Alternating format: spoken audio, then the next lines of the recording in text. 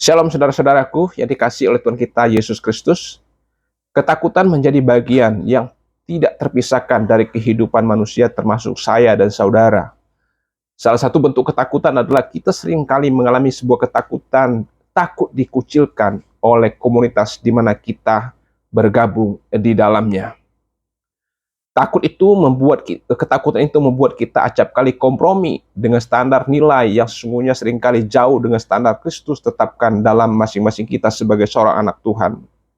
Kompromi itu seringkali membuat kita tertolong untuk kita tidak dikucilkan, sekalipun itu bertentangan dengan iman kita. Kita takut tampil beda, takut dibilang aneh pada komunitas tertentu. Bahkan kita rela seringkali menurunkan kualitas hidup kita yang berstandar pada Kristus demi diterima oleh orang lain. Kita tidak ada bedanya dengan orang yang lain, tidak ada bedanya dengan hal-hal atau orang-orang yang belum mengenal Kristus. Padahal saudara dikasih Yesus Kristus, sejarah terus-menerus membuktikan bahwa dunia ini membutuhkan orang-orang yang aneh, dalam tanda kutip. Orang-orang yang berani tampil beda melawan arus. Sebab orang-orang seperti inilah yang akan menyelamatkan peradaban dunia ini.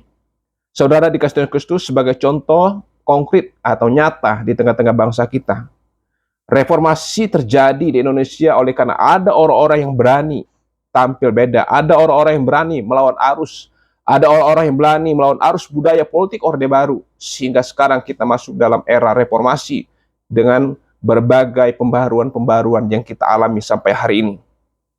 Saudara yang dikasih Yesus Kristus, kelompok besar maupun kelompok kecil selalu menuntut kita berlaku sesuai dengan standar kelompok tersebut. Di mana kita ada, entah itu di kelompok yang lebih besar atau kelompok yang kecil, kita dituntut untuk berlaku sesuai dengan standar komunitas di mana kita ada. Jika kurang dari standar itu, maka kita acap kali dicap sebagai orang yang tidak sesuai dengan harapan kelompok tersebut. Bahkan mungkin kita mendapatkan ancaman, bahkan mungkin kita dikucilkan dari sebuah komunitas. Saudaraku yang dikasih Kristus, harusnya pemahaman yang ada pada kita adalah apapun risikonya, amatlah jelas bahwa kita dituntut oleh Tuhan sebagai anak-anak Tuhan memiliki standar kehidupan sebagaimana Allah inginkan bagi saudara dan saya.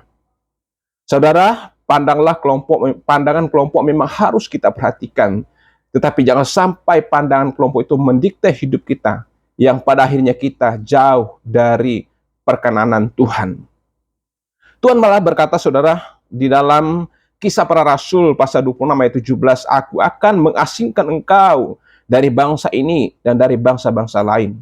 Saudara, ini bukan berarti kita menjadi eksklusif atau kita mengasingkan dari dunia ini.